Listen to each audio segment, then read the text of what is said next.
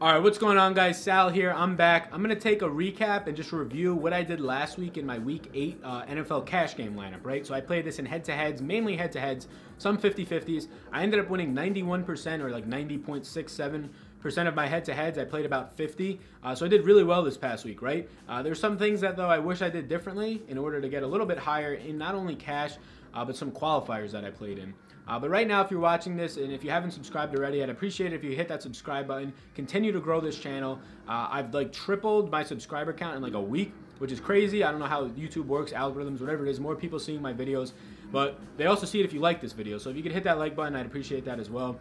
But that's it. I just want to go here and now just really review this, more so for myself, because this is what I like to do, see where I could have improved for next time, to identify some things.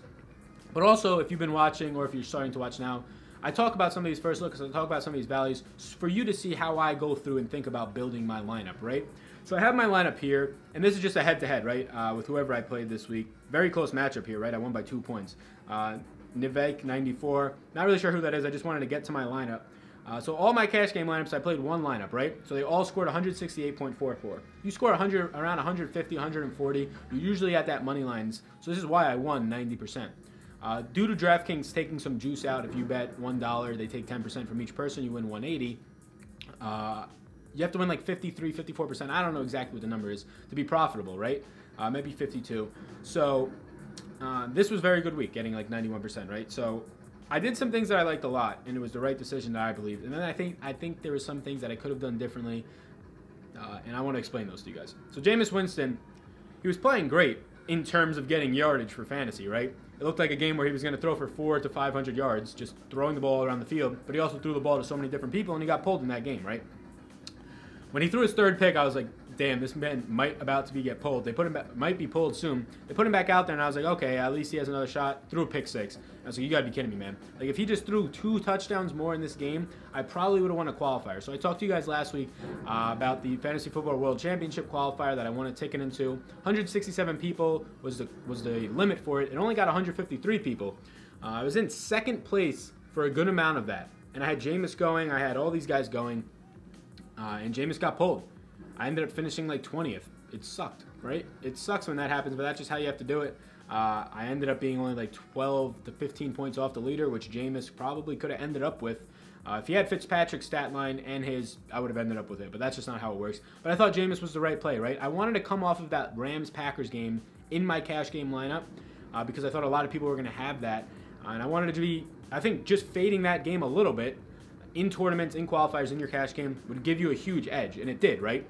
54.5, I think, was the total in that Bengals and Bucks game, and that's huge. I mean, yeah, 57, I think, was the end of the total, but that's not a huge difference. They're both high-scoring games. If everybody's going to be on this Packers-Rams game, why not fade it for another high-scoring game that you're probably going to get similar results for cheaper players? That was the big thing, right? Yes, Jameis and Goff are the same price, but like Gurley in that game was very expensive. Devontae Adams was the same price as some of these other wide receivers, but it was just harder to fit everybody in that lineup. Whereas in this lineup, you had Joe Mixon being a lot cheaper than Gurley, and that was the main thing for me. When looking at fitting people in, you also had a tight ends who had a lot of upside for a cheap price in O.J. Howard and C.J., who I didn't play in anything, but I thought he had upside in his matchup. So Jameis, I don't think was the bad call on this one. At 6K, I thought he was cheap. I thought for a guy who 4 straight games with 350-plus yards, he was easily going to get there again. The man just can't stop turning the ball over, right? He makes dumb mistakes. 2 or 3 of his throws were literally right to the defense. He oversailed some throws. It was terrible to watch. It was very frustrating, but he didn't kill me at 12 points. And that's because I started this trio at running back. So I started James Conner. I never was coming off of him and the Steelers all week. The Steelers were basically the lock. I think they were played at 50% in a couple of the qualifiers I was in. They were the lock, right? At home against defense or an offensive line that can't block and a rookie quarterback. So pairing them with James Conner just made sense to me, get positive correlation. They had a decent game of defense. James Conner goes off. He's continued to go off, just absolutely murdering over 200 total yards in this game. He's murdered the Browns twice this year.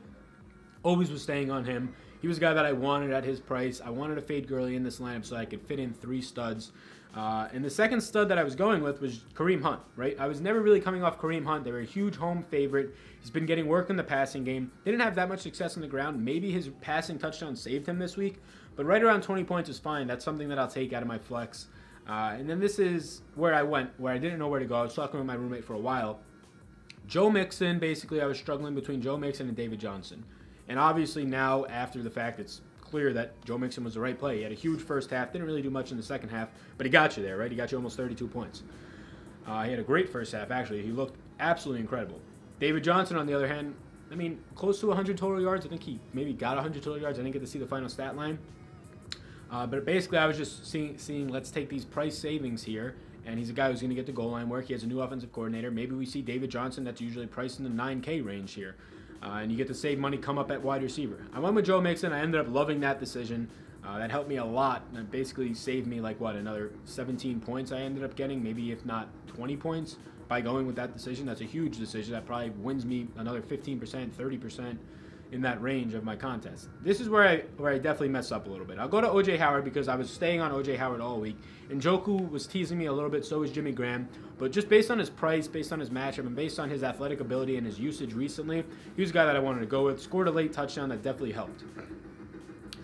Now this range right here, my wide receivers, was where I had a couple of regrets. There's like a gnat flying around in here. It's just so annoying. I think the lights, I got lights on right now. I think they like that. This is where I kind of have a couple of regrets. So A.J. Green, I love this matchup against Tampa. We saw what Tyler Boyd going off did, but A.J. Green had a decent week, right? I was hoping he went into overtime so he can get that 100-yard bonus, but he had a decent week at 18.6. At his price, you would like a little more out of him, but not terrible, not going to complain.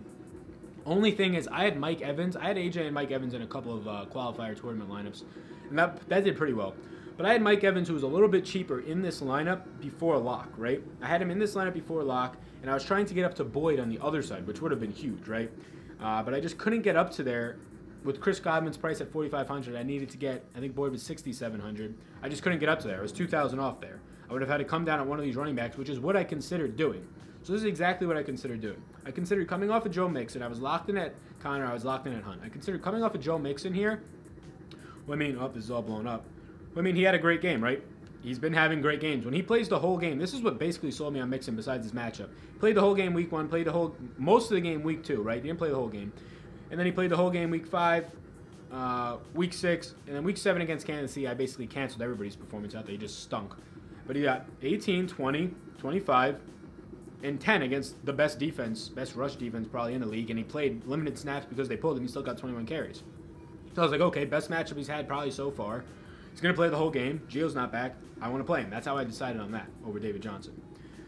But when you come in here and you figure that if I would have gotten up and saved and maybe gone Adrian Peterson, who I was considering, he gets me the same amount as Joe Mixon. He saves me $3K.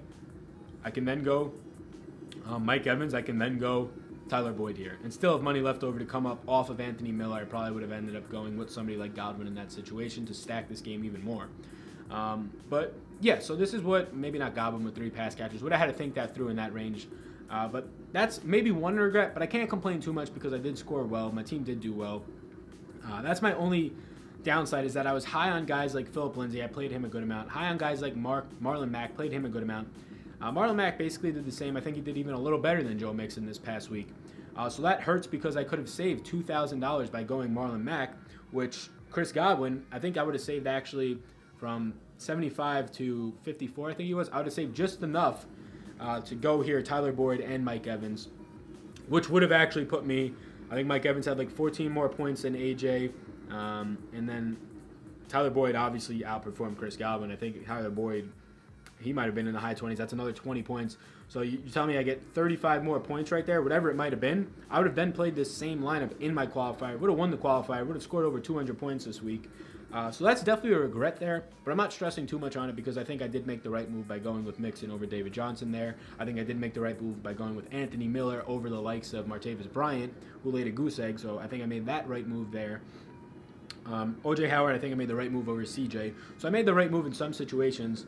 It definitely got me up to where I wanted to be, above that cash line, winning more than 50-something%. So I can't complain too much. My only complaint is that I finished like in the top 5% of that one qualifier. I was at number 2 for a while. And if I would have just gone Tyler Boyd, who I had, I was trying to fit in a lot. If I would have gone Mike Evans, Tyler Boyd, and then just basically come off of Mixon, even coming off of Hunt, but I wanted Hunt and Connor. I was stuck on that basically. Coming off of Mixon and really going Marlon Mack, who I had in at one point, and then going up and getting Tyler Boyd and Mike Evans, I think that would have been a situation where I would have been very happy this week, qualifying, going to Florida in December.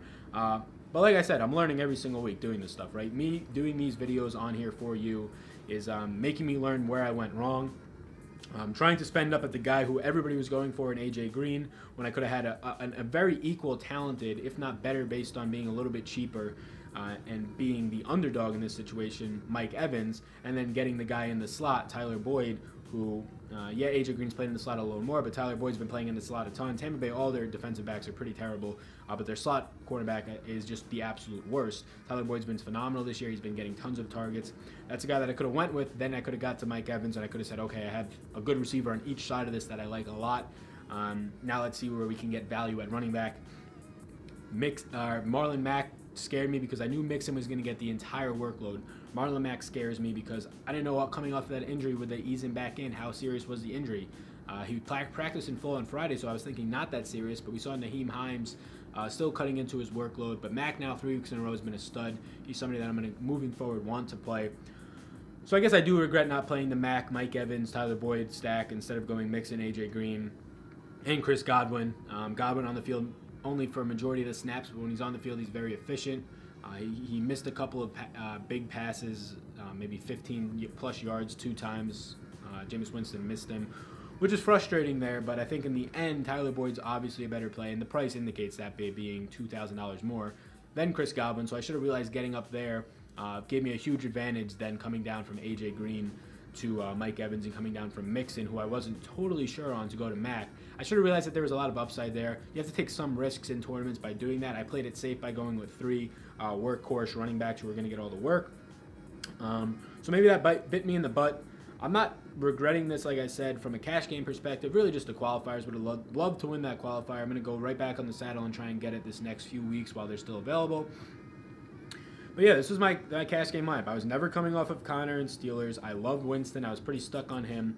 And I was stuck on O.J. Howard and Kareem Hunt. These 4 right here were where I kind of swayed from. Anthony Miller was literally the last-second block over once I realized that he wasn't going to play. The weather, this is another thing I'll touch on quick. The weather in this game was terrible. Everybody was getting very fearful.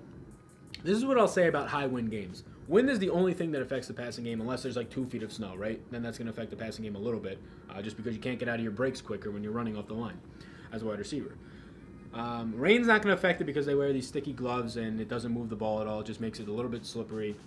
But wind does affect the passing game, right? It does affect it. We had high winds in this game. But here's what it affects the most. Kicking, which doesn't affect your wide receiver. Maybe you could say, okay, if we're up more or we're down more, we miss field goals, we're going to throw the ball more, so there's some positive correlation there. Yeah, but kicking doesn't affect your wide receiver directly. And deep throws. So deep throws, Anthony Miller is more of a deep threat type of guy. He has speed. He has some size. But deep throws are going to be affected by the wind. But what is it going to be? Gusts of wind the whole game? I don't think so. So maybe 1 or 2 deep throws. Maybe it affects you. This is the other thing people don't take into account. How the stadium is built and how that channels the wind. I reached out to Kevin Roth on Twitter. He's the guy who does this stuff for Fantasy Labs and some Roto Grinders. I believe he does like weather. I don't know if it's Fantasy Labs. It might just be Roto Grinders. But he does weather and he just updates you on how the games are going to go. I really don't think that people take into account, and he said he's building a tool right now for this. He has one for Major League Baseball. That stadiums, they kind of block out a lot of wind. I think people overreact about the wind. So I said, you know what, I'm going to keep Anthony Miller in here. He was lower owned than I thought he would be. He was around like 7% in my one qualifier, 5% in another one. Obviously, the touchdown is the thing that saved him, but he's a touchdown punt play at 3,400 anyway. So he got the touchdown. He made up great value for me, and he allowed me to go up and afford these 3 top running backs or go up and possibly play Mike Evans and Tyler Boyd if I would have went that route. So weather is something obviously I keep in mind, but if it's just windy in the windy city itself, in Chicago, if it's just windy and that's all that we're really worried about there, I kind of tend to fade that. The point total came down 5 points. I played the over in this game. Obviously, it didn't get there, but I still do think that over the long run, the over is a smart play when the point total drops 5 points because of wind.